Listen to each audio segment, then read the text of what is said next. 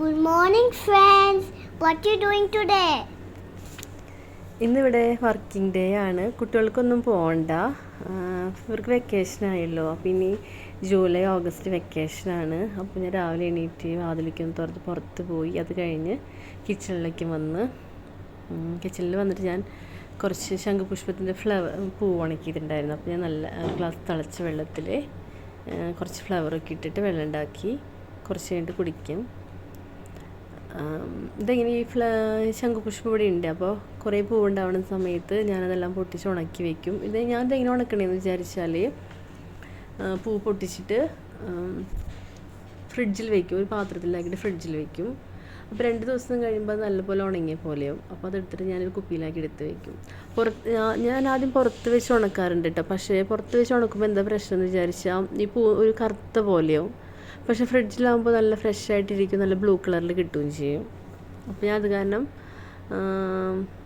ഫ്രിഡ്ജിൽ വെച്ചിട്ടാണ് ഈ പൂക്കൾ ഉണക്കാം. നല്ലപോലെ അതിപ്പോൾ വെള്ളമൊക്കെ ഒഴിച്ച് നല്ലപോലെ തിളച്ചിട്ട് ഞാൻ കുറച്ച് സമയം അടച്ച് വയ്ക്കും. അത് കഴിഞ്ഞ് വരുമ്പോഴേക്കും നല്ല ബ്ലൂ കളറായിട്ടുണ്ടാവും, നല്ല വെള്ളമാണ്. ഈ ശംഖുപുഷ്പത്തിൻ്റെ ഇങ്ങനെ വെള്ളം കുടിക്കണതിന് കുറേ ഹെൽത്ത് ബെനിഫിറ്റ് ഉണ്ട്. നമുക്ക് ഗൂഗിളിൽ നോക്കിയാൽ കാണാൻ പറ്റും കേട്ടോ. അത് കഴിഞ്ഞ് ഞാനൊന്ന് പുറത്തിറങ്ങും, ജസ്റ്റ് 2-3 മിനിറ്റ് ഒന്ന് പുറത്തിറങ്ങി നടക്കൊന്നുമില്ല, ജസ്റ്റ് ഒന്ന് പുറത്ത് പോയി എല്ലാം നോക്കിയിട്ട് വരും, ചെടികളൊക്കെ നോക്കി വരും. ഇപ്പോൾ ഈ ചെടികളൊക്കെ നല്ല ഫ്രഷ് ആയിട്ട് ഇരിക്കുന്നുണ്ടാവും. കുറച്ച് ഇവിടെ നല്ല ചൂടാവും. അപ്പോൾ ആ ചൂടിൽ ഇതൊക്കെ ഉണങ്ങിപ്പോവും. ഇത് എൻ്റെ കൊത്തമരയുടെ ചെടിയാട്ടോ. പക്ഷേ ഇതെന്താ പ്രശ്നം എന്ന് വിചാരിച്ചാൽ കുറച്ച് നല്ല ചൂടായാൽ നല്ല പോലെ ഉണങ്ങിയ പോലെയാവും. ഇവിടെ ഇഷ്ടം പോലെ കിളികളുണ്ട്. നമ്മുടെ നാട്ടിലെ പ്രാവിൻ്റെക്കും പോലെ ഇരിക്കും കാണാനായിട്ട്. പക്ഷെ ഇവർ കാണാനൊക്കെ നല്ല രസമാണ്. നമ്മുടെ ചെടികൾ ഫുള്ള് നശിപ്പിക്കും. ഈ പച്ചമുളക് പയറൊക്കെ നട്ടാൽ ഒക്കെ വന്ന് തിന്നും. പിന്നെ ഞാൻ നമുക്ക് വെള്ളമൊക്കെ വെച്ച് കൊടുക്കാറുണ്ട്. അപ്പോൾ അവരധികം കുടിക്കും. പിന്നെ ഇവിടെ കുറച്ച് പച്ചപ്പൊക്കെയുള്ള കാരണമാണ് തോന്നുന്നുണ്ട് കിളികൾ ഇവിടെ വന്ന് താമസിക്കുന്നത്. ഇതിനിടയിൽ ഞാൻ ചെടികൾക്ക് വെള്ളമൊക്കെ ഒഴിക്കുന്ന വീഡിയോ ഉണ്ടായിരുന്നു, അത് ഡിലീറ്റായിപ്പോയി.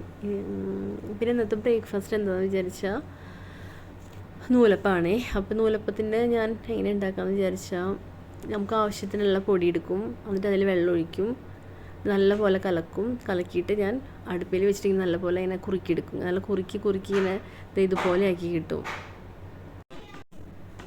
ഇത് നല്ല കട്ടയായിട്ട് ഇങ്ങനെ നമ്മളിങ്ങനെ നല്ലപോലെ കുഴച്ചെടുക്കും കേട്ടോ. അപ്പോൾ അതിൻ്റെ ഇടയിൽ എന്താ പറ്റിയെന്ന് വെച്ചാൽ മോളിവിടെ അവർക്ക് വെക്കേഷനായ കാരണം ഫുൾ അലമ്പാണ്. കുറേ എന്തൊക്കെയോ വെള്ളം കൊണ്ടൊക്കെ കളിച്ചിട്ട് അവിടെ വെള്ളമൊക്കെ ഒഴിച്ചിട്ടുണ്ടായിരുന്നു. അപ്പോൾ അതൊക്കെ ഒന്ന് തുടച്ച് വൃത്തിയാക്കാൻ പോയത്, അല്ലെങ്കിൽ അവർ അതിൽ വഴുക്കി വീഴും. അപ്പോഴും നമുക്ക് തന്നെ പണിയാണ്. അപ്പോൾ ഞാൻ വേഗം പോയി അതൊക്കെ തുടച്ചിട്ട്. അപ്പോൾ ഇതിവിടെ എന്തായെന്ന് വെച്ചാൽ നമ്മൾ നല്ലപോലെ ഞാൻ ഇങ്ങനെ എപ്പോഴും പറഞ്ഞു നിർത്തി പൊടി നല്ലപോലെ കലക്കിയിട്ട് നല്ലപോലെ കുറുക്കി എടുക്കും. എന്നിട്ട് പിന്നെ സാധാരണ എല്ലാവരും നൂലപ്പം ഉണ്ടാക്കുന്ന പോലെ തന്നെ ആ പാത്രത്തിൽ എണ്ണ പരട്ടിയിട്ട് നൂലപ്പം ചുറ്റിച്ചെടുക്കും. ഇങ്ങനെയാകുമ്പോൾ കുറച്ച് എളുപ്പമായിട്ടാണ്.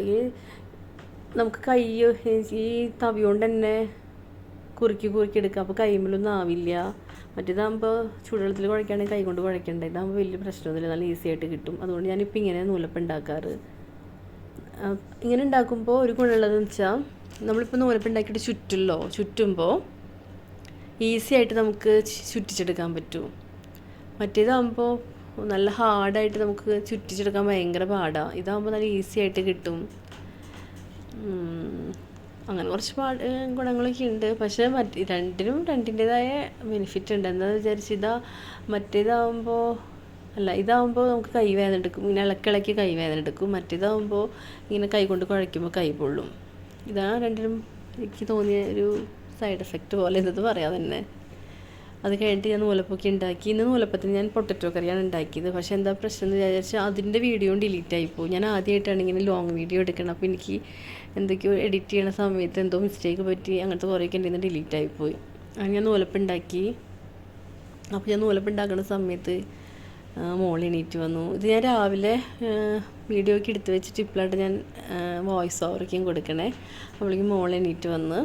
അപ്പോൾ ഞാൻ ഈ നൂലപ്പം ഉണ്ടാക്കുമ്പോൾ ബാക്കി വരുന്ന മാവുണ്ടാവുമല്ലോ, ബാക്കി വരുന്ന മാവ് കൊണ്ട് കുഞ്ഞു ഉരുളകൾ പോലെ ആക്കിയിട്ട് അത് ആവിയിൽ വേവിച്ചെടുക്കും. ഇവിടുത്തെ പിള്ളേർക്ക് ഇതാ കഴിക്കുക. അത് കഴിഞ്ഞ് നൂലപ്പൊക്കെ ഞാൻ ഈ തെർമൽ കുക്കറിൽ നമ്മൾ ചോറ് വയ്ക്കുന്ന റൈസ് കുക്കർ, ആ റൈസ് കുക്കറിലാണ് ഇറക്കി വയ്ക്കുക. അപ്പോൾ ചൂടാവാറുണ്ട്, അതുപോലെ തന്നെ ഇരിക്കും, കേടാവില്ലേ. ഇവിടെ നല്ല ചൂടായ കാരണം ഫുഡൊക്കെയും പെട്ടെന്ന് കേടാവും പുറത്തിരുന്ന. പിന്നെ കുറേ പാത്രങ്ങളുണ്ടായിരുന്നു, അതൊക്കെയും കഴുകി വെച്ചു. അപ്പോഴേക്കും ഓഫീസിൽ പോകണവർക്ക് ഓഫീസിൽ പോയി. പിന്നെ ഞാൻ മോളിനെ കുളിപ്പിച്ച് കൊണ്ടുവന്ന് അവൾക്ക് ഫുഡൊക്കെയും കൊടുത്തു.